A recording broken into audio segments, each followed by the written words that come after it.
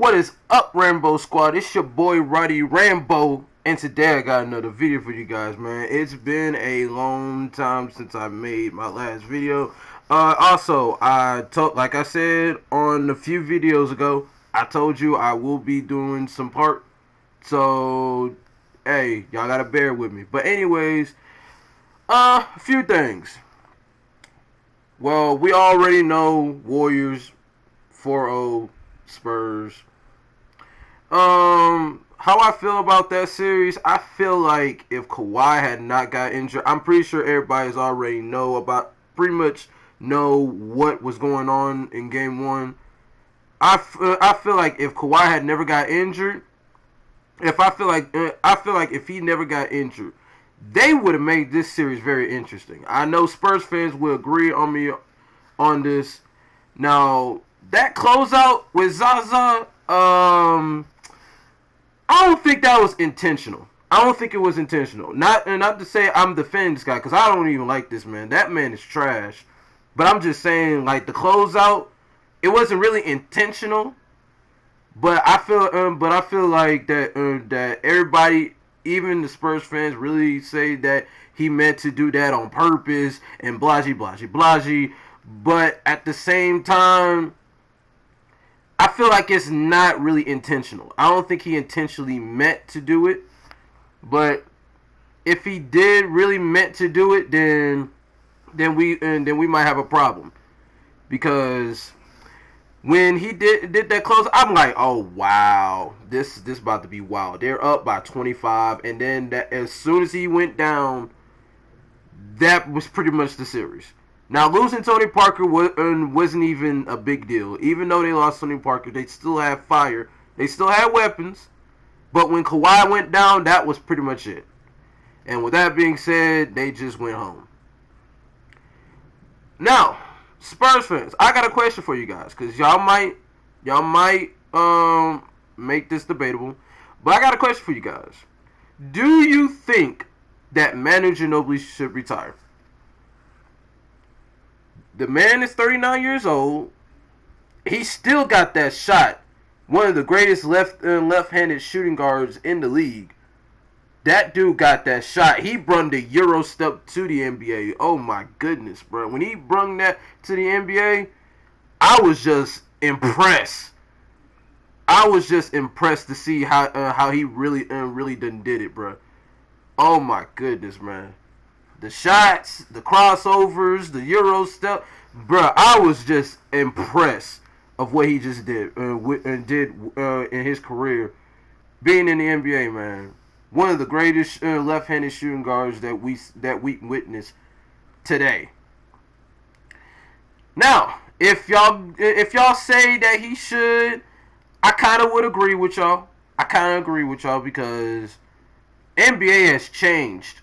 Pretty much changed because these superstars. Matter of fact, somebody on Twitter wanted me to talk about these super teams. Now, I'll read the tweet.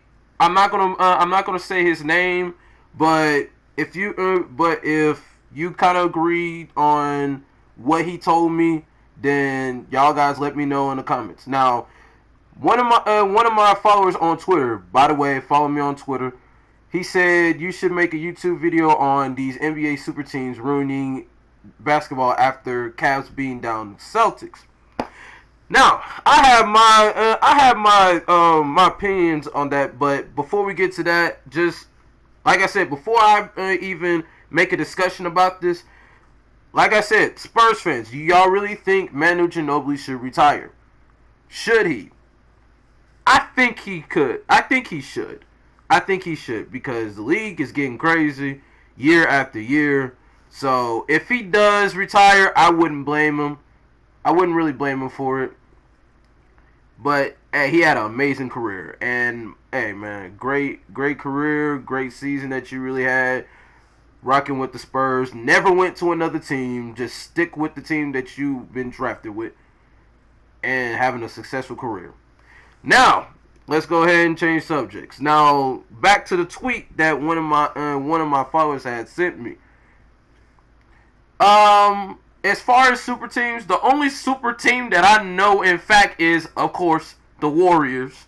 Of course, the Warriors. The Warriors got a super team. That death lineup: Stephen Curry, Klay Thompson, Kevin Durant, and Draymond Green. Like, oh my goodness, bro. Why? Why? First off, now, I would say why did Durant did what he did, and why he made the decision that he made by going to the Warriors. But I understand where he's coming from. I understand where he's coming from. Boy, Stephen A. Smith ripping him apart, telling him that he was arrogant and blasey. And I kind of agree with what Stephen A. Smith is coming from by him saying that, hey, he should never left OKC because they was already going to the finals. And it's true. It's true. It is true because they was one win away from going to the finals. First time since 2012. First time since 2012. And man, at first I thought it would have been a wild series because Kevin Durant against LeBron. That would be a wild series to see how this game would have how the finals would have went if they went at it again. And pretty much this year we're gonna see them go at it again. Pretty much gonna see them go at it again, dog. But back to what I'm saying about these super teams. The only super team that's in the league today is the Golden State Warriors. It really is. Now I want to say the Cavs, but at the same time, the only superstars you really should have is at least a big three. At least a big three. Or a dynamic duo. Because the Warriors just did. Now, I don't want to hear anybody say that LeBron James did the same thing that Kevin Durant did. Or Kevin Durant did the same thing that LeBron did. Here's my thing. The Miami Heat was never a super team at all. They was not a super team. Yes, they didn't even make it to the finals when LeBron left. Back in 2010, they never went to the finals at all. Matter of fact, let me rephrase that. Back in 2009, when LeBron was with this soft team, this soft Cavs team, and he just brung this team to the Eastern Conference Finals, going up against the Celtics. I'm sitting here like, bruh, you can't tell me with that we're witnessing greatness in LeBron. You can't tell me that. You really can't tell me that. But I feel like super team wise should be at least 3 players that are superstars. At least 3. At least 3. Like you would give 3 players that are superstars, like max contracts, stuff like that. But at the same time, going to the Warriors now, Klay Thompson and Draymond already got their contracts. They're gonna be with the Warriors for a while now. Curry, on the other hand, he's gonna be a free agent, and Durant has a player option. That just means that Durant can just go for the max coming for the next season. But I feel like since Durant goes to the Warriors, I feel like he better he's expected to bring a championship if he's going to go to a super team like the Warriors. Because the Warriors didn't really need Durant, honestly. Durant made it in his mind that he was going to go to the Warriors either way. So, yeah, man, that really was a soft move that Durant really did. But at the same time, I understand where he's coming from when it comes to going to the finals, making money, and play the game that you love and all that stuff, man. Those are the 3 reasons why you're in the NBA today.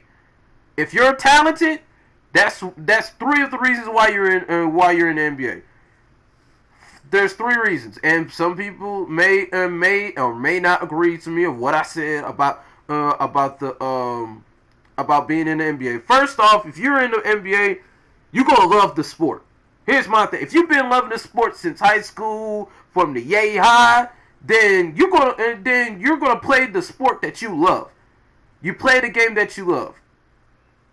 Second thing is the money. When it comes to money, dog, you're gonna want to make as much money as you possibly can. Try to go for that max deal. If you're a superstar, you're gonna want to go for the max. And then 3, you want to You want to play to win a championship or multiple rings. And I really understand where Durant was coming from when he was when he made that move to go to OKC. Not OKC, going to Golden State. Excuse me, Golden State, because somebody on Twitter said y'all might laugh about this. Now, somebody on Twitter said Durant ain't going nowhere. He's banned from OKC. Nah, I was really dead when they said that. I was like, I'm dead. I know he made a soft move of going to Golden State, but goodness gracious, bruh. He said he banned from the Thunder. That's wild. That is wild. And I've been saying this for the very absolute jump. I said since Kevin Durant was going to the Warriors, that man Russell Westbrook is about to go off. He is about to blow up. And I've been saying this from the absolute jump. Because we already seen what Westbrook was all about when Durant got injured. How they didn't even make it to the playoffs. Damn near at least in the 8th seed. At least in the 8th seed. So I'm sitting here wondering like, okay, so they probably going to be doing pretty good, you know what I'm saying?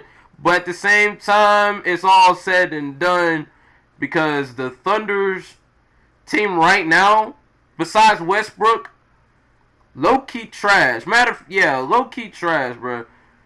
But this offseason, they gonna need to make bigger moves because since Durant's not with them no more, you're gonna have to make some moves in order for Westbrook to stay. Now he has a 3-year deal with them. Now he only has two more years left in his tank.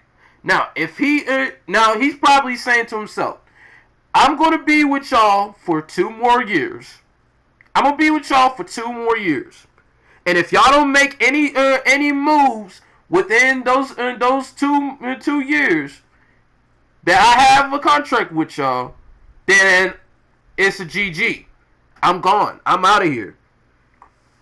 And I really understand Westbrook if that was his mentality. But at the same time, he was gonna break that record regardless because he was fire like that when Durant got injured. When Durant got injured, the beast was going to be unleashed.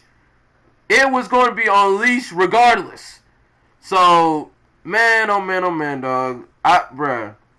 Like I said, the super team is, of course, the Warriors. Clay and Draymond already got their contracts together. Curry's going to be a free agent. Some people say that he might leave and go back home in Charlotte. I was like, that's a bold move if he does leave to go to Charlotte. That would be a bold move if he does. That is a wild move if he does. So, if he does, then hey, it is what it is. It is what it is. But if he stays, I'm not surprised. I am not surprised at all. But back to okay, then next subject. Next subject is the Cavs and the Celtics. I feel like they should have never lost Game 3. I feel like they should have never lost in Game 3. But since they lost Game 3, I'm like, bruh, okay. So we're going into Game 4. LeBron got 4 fouls in the first half. I've never seen him get 4 fouls in the first half. Never seen him do that. But at the same time, man, I was like, bruh, if LeBron's going to catch cold, we might as well need Kyrie to catch fire. Kyrie's going to have to catch fire. For reals, though. Like, seriously. If he catch fire, oh, yeah, we're going to be lit. Oh, yeah, we're going to be right. We're going to be just right. Then in the fourth quarter, LeBron caught fire. And now we seen the Cavs just dominating the Celtics. They should have swept them because they don't have IT anymore. They don't have IT anymore. There should absolutely be no reason for the Cavs to even be dealing with them in 5 games. And they need to finish them off before the series gets longer. Because the longer the series, the greater chance you get injured. But since the Cavs got to deal with them in 5, you might as well you got to finish them off. You got to finish them off in Game 5. You have to finish them off. because Game 5 is like Game 7. And I refuse to hear people saying, oh, Cavs blew a 3-1 against the Celtics. Dude, the Celtics ain't ready for the Warriors anyway, so the finals is going to be boring. The finals is going to be boring if the Celtics even think about going to the finals. It's going to be boring.